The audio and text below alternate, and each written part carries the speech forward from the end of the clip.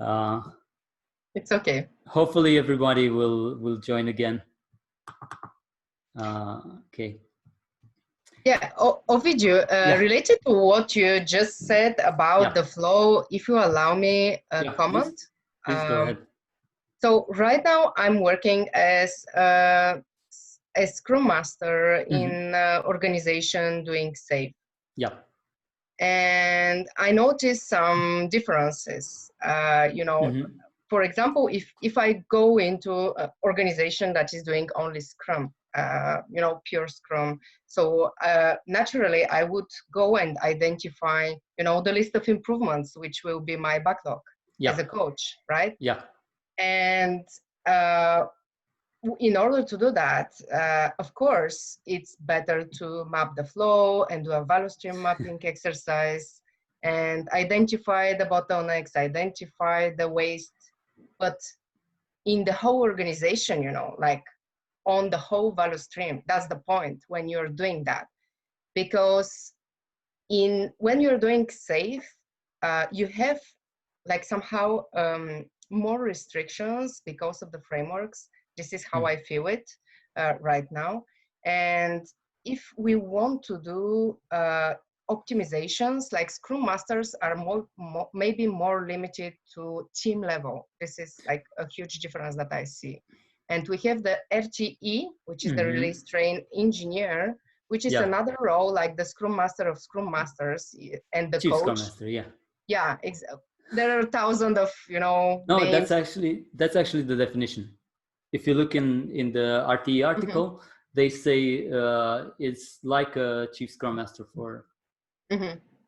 All right, so that's the idea. So if you want to do maybe a more complex value stream mapping, and if you want to act more on organizational level, so there are other roles that are made, for that. And the Scrum Master will not necessarily participate in those exercises. I will get to that in the third point, in the 3 services versus team focus. All right. One thing that I can give you as a food for thought, and maybe you do it, maybe you don't, but how active are you in the Lean Agile Center of Excellence?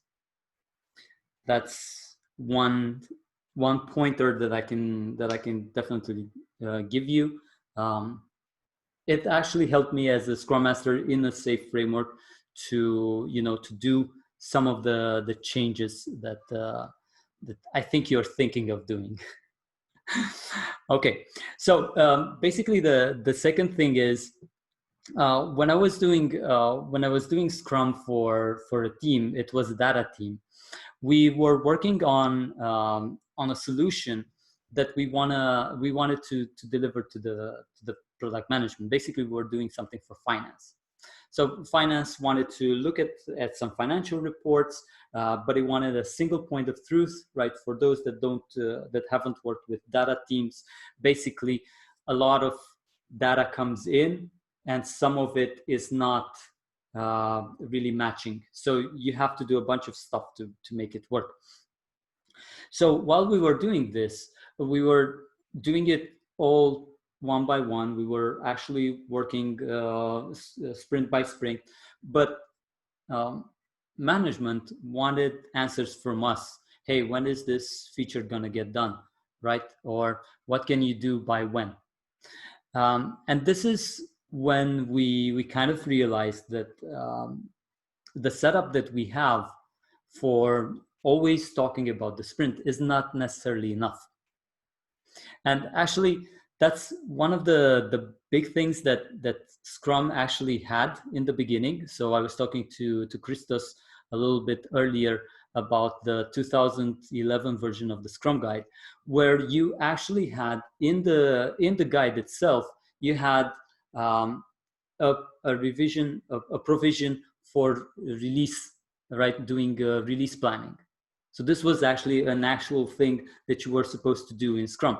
Now it became implicit and not explicit. So this is one of the things that I think especially new Scrum Masters, will miss a little bit. And this is something that I think um, SAFe has that is really good. So when you do the PI planning, it's actually a big meeting where everybody gathers, and in 2 days, right, you have one of the most rewarding and one of the most efficient ways of doing, of aligning and also finding impediments, finding whatever you don't, let's say, whatever you're not sure that you're going to deliver in the next foreseeable horizon. So ideally it's 3 months. So this is something that's kind of missing in Scrum, the idea of planning for the, let's say, the medium term. Yeah, you can do it with release planning, and I definitely advise that you do it. But right now it's not explicit. It's more or less as something implicit. So the lesson for me was, okay, we need some sort of medium-term planning because people want to know what we're using the budget for, and basically this is something that's I think that is crucial. Now, if you are actually in a Scrum team, I wanna ask you something. How many of you are working on an actual product? I mean, your team working on just a product, and that's kind of it. You don't interact with other teams. So we can work on a product, but interact with other teams as well. Okay. So maybe you would like to make a clarification on that, right? Well, the reason why I'm asking this is because in the Scrum Guide, you have the ideal scenario that you're working on a product with one team, right? And when, let's say, the product is successful and you have more demand, you have to put on more teams. Now, the problem with enterprise teams is they don't know their context. PI planning actually comes, or big room planning comes and solves this problem, right? And I think it does it better than any other tool that you have there.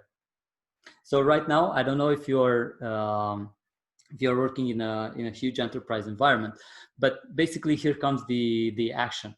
My challenge to you is to do two things.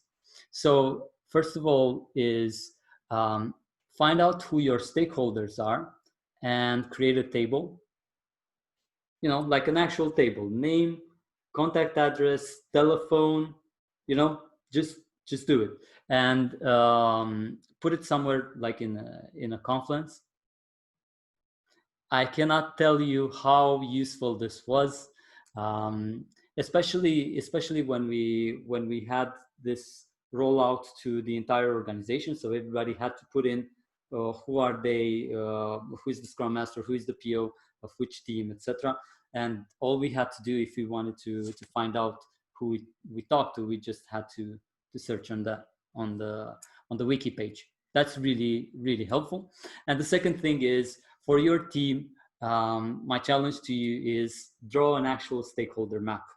Like your team in the center, who are you interacting on a first level? Who are you interacting on a third level? Right? This is something that's really crucial. If you want your team to get out there, if you want your team to actually solve impediments, do that.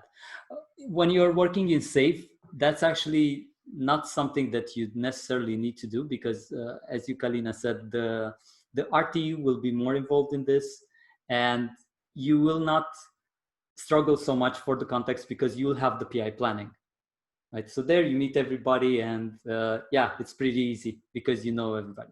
But for people that are not working in a SAFe environment, right, in a scaled agile environment, this is sometimes very hard, right? So my challenge to you is this: one table and one stakeholder map. That's it. It's not that hard. Okay, and now we get to the third part, which I think you were waiting for, Kalina. So the three services to versus team focus. So my question to you is, what are the three services that the Scrum Master has to do according to the Scrum Guide? Servant leader for the team, servant leader for the organization, and for the product owner. Exactly. Is That's it. yeah, That's it. yeah. Nailed it. Okay. So if you think about it, how much time do you, I mean, who didn't know that there are 3 services as a Scrum Master? Is there anybody who didn't know? I see Troy there. Okay, cool. So I see Christos. Christos, do you wanna unmute and tell us? No, I just posted Yeah, that go ahead. one. I saw you to wrote a add on, lot. yeah, to add on that previous thing that okay, obviously, Scrum doesn't provide any further detail on how to handle these situations where you have multiple Scrum, multiple teams on working on the same product. Even though Scrum on the guide is accepting that. I mean, it clearly says that multiple teams can work on this one, and there is where less is providing these missing details. It's a different approach. Yeah, and it's not only less, right? It's also Scrum at Scale. Yeah, it's of course. Also Nexus. They all solve this problem, right? And the way they solve this problem is they have, if I'm not mistaken, because I don't know if I looked very recently at the definitions, but they have a common planning session, they have a common review session, and a common retrospective session. This is to sum up, right, the way they try to approach. I can't remember, to be honest with you, with Scrum at Scale, but yes, in place it does work. Yeah, it's just a a simplified way of putting it. I know there are differences. Some of them say you do it together. Some of them say no, you only do it with team leaders or with team representatives. It doesn't really matter that much. The big difference between PI planning and these joint sessions is that in the joint sessions you can sometimes do the medium planning, because there's no restriction, right? You can, even though they tell you, you plan for the next sprint, they also tell you, yeah, but in the planning you should also review the market, or in the review you should also review the market, and you should also review the release plan, right? The product plan, that's what they call it, right? Yeah. So basically it's implicit, it's not explicit, right? So it's not said, but you can do it. It's allowed, right? Yes, I think they left it intentionally being like that. Yeah. And well, you see, in my opinion, at least, it's a different philosophy there. All right, and I think I might be wrong, but I think SAFe is not that agile on that perspective for one thing. It puts process over interaction. It sticks too much into the process, while Scrum, for example, it's a framework and leaves the teams and the organization pick their own processes. Okay, let me unless I suppose at some extent. So let me pause you right there, and if we have time in the end, maybe we can address it. So basically, what you're saying is that SAFe kind of focuses on the processes, and Scrum focuses on the people.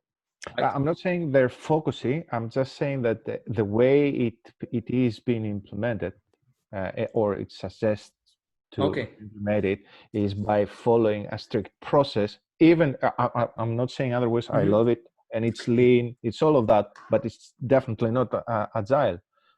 Okay, I will give you one story on this. Okay, so let's go back to the 3.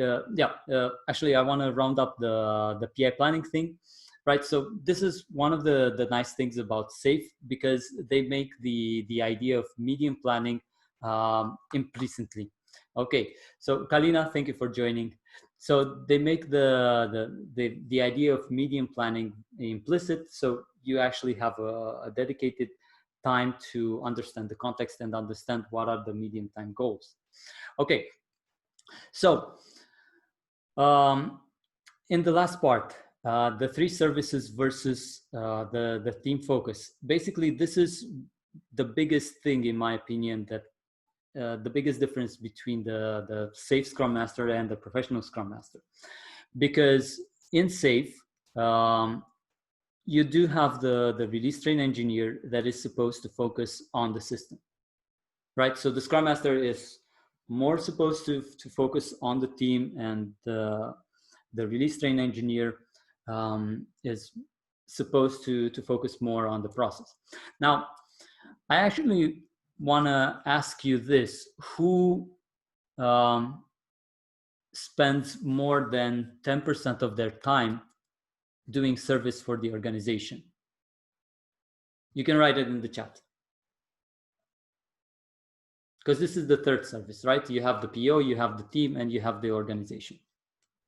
So who spends? Okay, I see Andrea. Perfect. How much do you spend, Andrea? Christos, I see. Okay. you spend 100% of the time servicing the organization?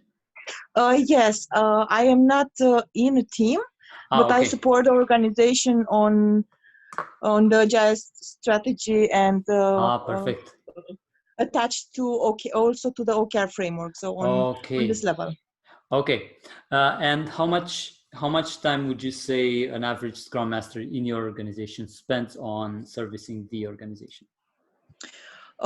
In the agile domain, we have it's always the answer. It depends, but the minimum is, let's say, 20%, 25%. That's actually very good. So what do they do when they service the organization? For example, the last thing we did as a team at the organization level was to support implementation the objectives and key results framework, and help the organization have also the strategic part and how to connect this to their daily work and to agile and the operational frameworks. Nice. Okay, so that's actually very good, because you're also doing OKRs, so you're trying to think a little bit more than just every sprint. What do we do every sprint? My personal recommendation is, and I think you already have, right? You have an agile community of practice, basically. Is this correct? Okay, so they're spending time there. Do you also have an agile training program? That's a little bit in the past, because we went through the transformation as an organization. Now it's focused on the new people that join, and we try to get them on board with the mindset, with the lean agile mindset. Okay, so you do have that. Yeah. Okay, the reason why I'm asking this is because well, how many are you here? I think you're about what is it, 13 people? No, 13 with me, so 12 people. And from 12 people, only 4 said yes, right? So what does this mean? Basically, this actually gives some sort of a trend, and this is something that I saw a lot. Scrum Masters a lot of the times get so focused on the operational level, so what you do for the team, what you do for the product owner, but mostly what you do for the team, that they don't spend time for the organization, right? And this is, again, one thing that is implicit in Scrum. Well, it's a little bit more explicit, basically. For people that have read the Scrum guide, it's more explicit, but for people that actually just do the role, it's kind of hard, because nobody expects them to do something for the organization. And it's a trend that I've seen in a lot of companies that I worked with. And frankly, I want to tell you that you should do your part for the organization, guys, right? So in the guide, you'll see there, you have to help the organization set up new Scrum initiatives. You have to help the organization understand where Scrum can be implemented within the organization. Maybe there are some parts where you can go and implement Scrum because they will benefit from this, right? So this is all related to the service to the organization, the trainings, the participation in the Agile community of practice. This is all related to that. And basically, what you guys have there, Andrea, is pretty good actually. Between 20 and 30%, anywhere between 20 and 30% on those activities are, in my opinion, and this is just a personal opinion, right? In my opinion, they are, it's the right ratio, right, for you, basically. Okay, so now what happens in SAFe? Well, in SAFe, you have this role called release train engineer, and you also have this role called SAFe program consultant. So what does the release train engineer do? Well, they look at the whole Agile release train and they analyze the flow, right? So if you do the action from the first part, if you search what is a workflow analysis and also how to identify bottlenecks, then you'll understand what the release train engineer should do a lot of the times, right? So they should analyze the flow a lot and also do coaching on the Scrum Masters, right? So you have this new role. So from the start, as a senior Scrum Master in a SAFe organization, you actually don't need to put so much effort into coaching other Scrum Masters. While if you're doing, traditional Scrum or professional Scrum, you should be putting more time into coaching other Scrum Masters. Okay, and then you have the SAFe program consultant that analyzes value streams. And this is something that Scrum and PSM has kind of an implicit dictum to it. I don't know if dictum is, it's an implicit tone, right? They implicitly say you should analyze the workflow and you should help the organization set up a proper workflow. That's why they're saying that, hey, Scrum is for delivering complex products, right? That's why the Scrum Guide says this, because if you determine what your product is, you're basically determining your value stream. But that's the whole point. It's implicit, it's not explicit, right? So they don't say exactly what's happening. Okay, so this is actually the biggest small difference out there, and this one has actually the biggest impact on how you play the two roles, right? So because you have new additional roles, you as a Scrum Master are not pressured to do those things, because also there's no seniority level for Scrum Masters, especially for when you talk about professional Scrum Master. There's no seniority level. You don't have the junior Scrum Masters. You don't have the middle, the senior ones, right? And this is actually, in my opinion, a very big problem, because you don't send someone that's new, that's green, to do workflow analysis. Someone that needs to understand the basics of how do I run some meetings, how do I make my team self-organizing and cross-functional. These are the basics, right? This is the basic knowledge that a Scrum Master has to do. Someone that just really starts to understand what coaching is, what facilitation is. You don't send them to analyze the workflow with the C-suite, with the chiefs. You just don't do that. And this is, in my opinion, one of the big things in the confusion between the two roles, right? So I think we are out of time, if I'm not mistaken. We are way over time. I got carried off. Okay, so before we go, let's discuss a little bit. I have two things. First of all, the thing that you, Christos, said. Um, so it's your perception basically that Scrum that Safe focuses a little bit more on the process, while Scrum focuses a little bit more on the people. Is that it? No, I'm saying that Scrum Mm-hmm. is a framework, and as a Mm-hmm. framework, it allows you to use any process that you would like Yeah. to. Yeah. You can use Kanban, you can use parts of Safe, you can use Lean, anything that you like to. While Safe, when it comes to Scrum XP in particular, it's a specific process that forces you to use TDD, PDD, do things as you have to do. Of course, it leaves it lets it be a little bit loose at some point, and you might not do it exactly as they say, but this is the directions you get from Safe. So in that case, since this is a process, you're focusing more on the process and less on the people. While in Scrum, it leaves that out. I mean, the process, it is not suggesting the process, is not suggesting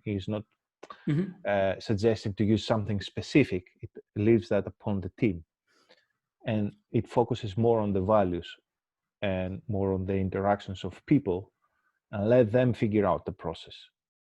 That's the main difference in my perception, anyways. I wanna clarify something before we dive a little bit into the question. I wanna clarify the differences between process and practice, because I think you were mentioning process, but you were referring to XP practices mostly. Because TDD is an XP practice. Yes, it is. There are practices and there is a process as well. However, how exactly it should work? There's a template.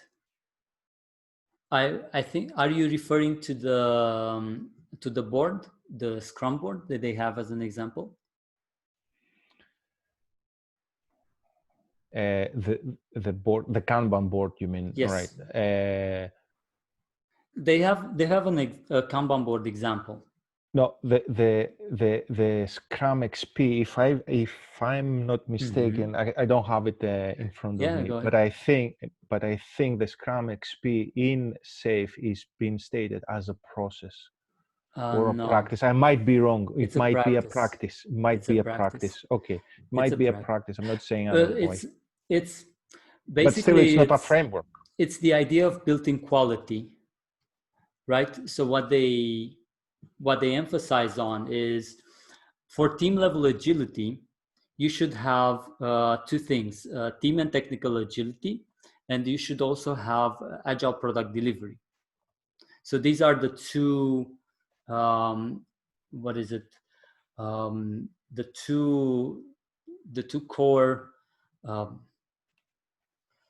I forgot it's basically like a principle, right? So they are the two core things that guide that basically guide team agility, right? So, and within the practice of team technical agility, you actually have the idea of built-in quality, which comes with the XP practices. So when you talk about built-in quality, they talk about the XP stuff, but they also well, there's a big difference between a framework and the methodology. Basically, a methodology is like a set. You just put it and you run it. The framework is like, think of a house scaffold. You have a scaffold, but you build around it. And Scrum, for example, is a process framework. So you have a scaffold around which you build your process, right? Safe, on the other hand, is, if I wanna quote Dean Leffingwell, I was at a Scrum at a scaled conference once, and he says basically what what SAFe is a template. So one of the big values that, at least in my opinion, that SAFe brings to the Agile community is the fact that it's an aggregation of a lot of Agile practices. And it, you know, you have, like, if you were to do a map of Agile practices, it's all over the place. I saw like a map with yeah, it's well, XP is like SAFe, right? But it comes with a process framework, but it also comes with some practices for software development, right? That's the difference between SAFe and XP, right? If you've read the Kent Beck's book on extreme programming, basically that's what they wanna emphasize, right? So you also have the craftsmanship thing that you get with them, right? Well, the big thing that Scrum did is they started to focus more on principles. That's why they left out everything that's practice. That's why they left out release planning, for example. Now, this is very good because people will focus on principles, and if you have good principles, it's very good. But this is also bad, especially for newcomers. Because, yeah. Sure, it's difficult and very challenging. I'm not saying otherwise. It is. It's definitely like that. It as is. You're describing. It's very however, it's not bad or good. I'm not saying that. But no, it's just a different thing. It is what it is, right? Because that's life. But for newcomers, it's very confusing, right? You give them the Scrum guide, you give them the Agile manifesto, and go ahead, you have a team. Well, it's not that easy, right? You have to teach them some practices because they actually go together, and that's one of the big things that I think a lot of people don't get. You can't have practices without principles, and you can't have principles without practices. Give me 3 people, right? One of them that does only the practices but no principles, one of them that does the principles but has no idea of the practices, and one of them that does both. And I'll vote on the person that does both. The reason is, if you know the principles and if you know the practices, you'll be much more efficient than any other person in the room. Yeah, go ahead. I would agree at some extent on what you're saying. The difference is, in the way I understand it, is that if you're following the principles, let's say, you're looking for deeper meaning on what you're doing, and not just doing like let's say ritualized ceremonies. Yes. Just doing it for doing them. I have a daily Scrum, but that's all. I'm using it as a status report to management. In that case, I'm not looking into the actual principles. I do have the practice. While if I have the principles, okay, daily Scrum is a bad example because if you're following Scrum, you have to do it anyways. But let's focus on the Kanban board. Okay, you might have it the way you like it, or you might not have it. You might have it physical, you might have it electronic. You don't really care that much about that. All you care about is the principles. Is that helping you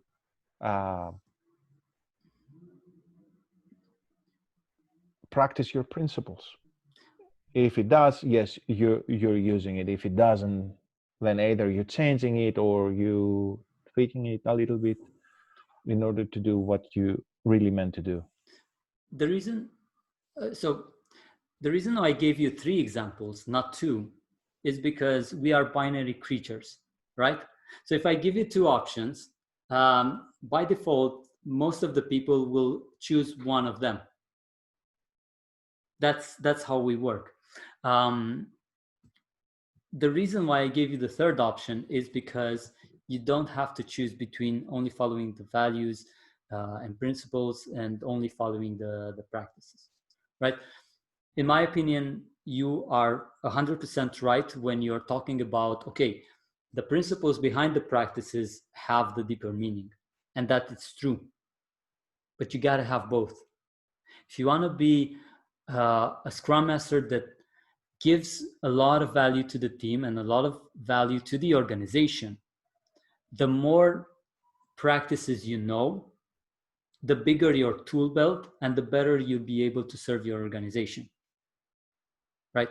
And that's one of the big things. And knowing a lot of practices does not exclude understanding the principles behind it, and does not exclude the idea of, hey, yeah, we're doing this, but or does not mean that we're doing this, but we don't know why, right?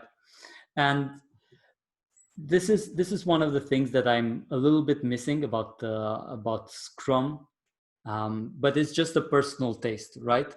Because in the end, principles are the ones that will solve a lot of problems, but you can get there easier if you also know the practices. Yeah, I know. Yeah, I know. But we're the whole point that I think I'm making is we shouldn't exclude them as agilists.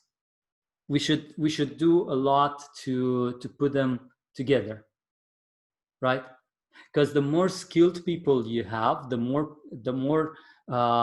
as an agilist, you'll show that you deliver value. You'll show that, hey, not only do I know the principles behind it, not only am I solving the problems because I know which principles are broken here, but I'm also doing the practices. Well, for example, story mapping is a practice. Workflow analysis is another practice, right? These are all practices that are in the Agile world. Test-driven development, so doing tests before you do the coding. Behavioral-driven development, doing also tests, but at a higher level before you do the coding. Those are practices, right? And they are the things that we do. But in order to do them well, as Christos said, you actually have to understand why you're doing them, right? If you're doing TDD, for example, and you don't know what your product is, then basically, yeah. Or if you're doing user stories, for example, user stories is a big thing in agility. If you're doing user stories, but you have no idea what your business goals are, then you're basically doing the practice without the principle. That's the whole point. And the idea is to do the practice when it's good. So for example, for middleware teams, I don't necessarily recommend that they do user stories. Yes. So user stories do come under practice, right? So they're one practice that agilists use, right? Okay. So I hope you guys liked this webinar. Now, one of the things that that my company does is actually provide safe trainings. So if you're ever interested in doing a safe Scrum Master training, basically my company will be very happy to help you.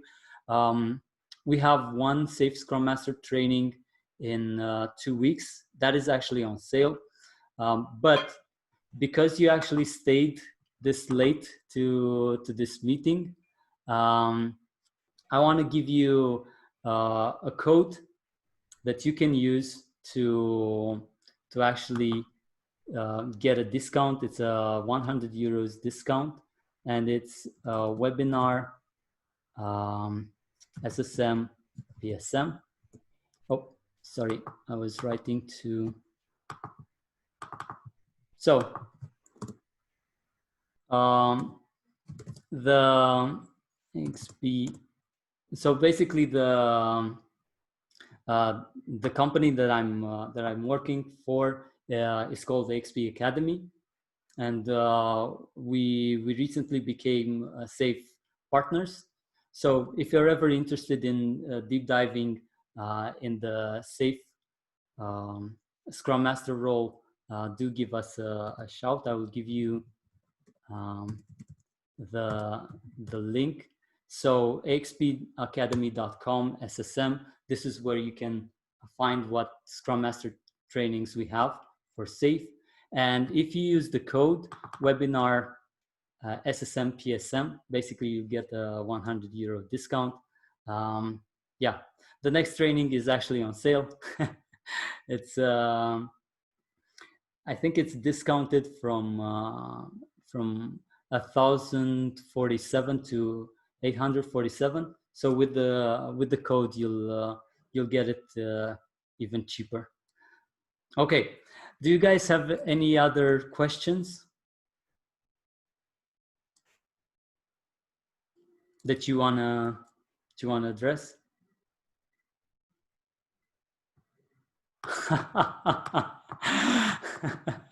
Well, it's no problem, Christos. I think you can also offer it to other people if they are interested. We can get them to a webinar because you know you get the discount if you get the learning, right? Yes. Yes, I do assist with the placement after the training. Yeah, it's really important. By the way, let me just give you some ideas of what does the Safe Scrum Master certification mean. Well, it's a 2-day training. We at AXP Academy have it on Friday and Saturday. The reason why we have it is because Friday is the hardest day, basically, so it should be a work day, and on Saturday it's a more fun, easy day, so you'll get very energized to do a lot of stuff after the training, you know, maybe hang out with your family, go clubbing. Thank you, Andrea. Thank you for joining. Yeah, and basically what you have as a Safe Scrum Master, you basically, we will go through what does safe mean? So what does enterprise agility mean? What does it mean to look at flow? What does it mean to participate in the PI planning? So you have a lot of different exercises that you can do. And also, after we do this, you get into the certification program, which means you have, after the training is finished, you have 30 days to give your certification. So yeah, I think SAFE is a industry recognized certification. A lot of companies are actually doing it. So if a company wants to scale agile, 3 times out of 10 they will pick SAFE, right? So that's a really good certification for you to be in. I mean, for you to have.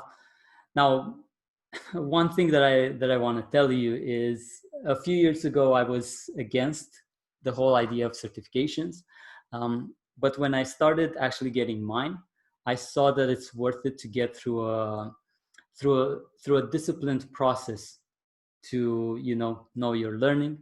And actually this is something really nice for thank you, Christos.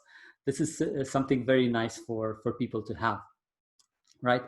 So basically what you will have is the 2-day training, then you'll have the preparation period. Now the information that you have in the training should be more than enough for you to pass the certification. So it should be enough if you take the certification that evening. So on Saturday evening, you should have enough information for you to pass it. Now it depends on how confident you are as a person, but basically, yes, after the period, what you will get is you'll get access to the community platform. If you want, I can share my screen for a bit. Just a second. Let me share my screen. I'll show you. The nice part about the community is the videos that they have there. So let's see. Community. Let's scale that up. So this is one thing that I got when I actually did the certification. And you have access to a training program. I'll show you one training program. Okay, perfect. So you'll have something like courses in My Learning.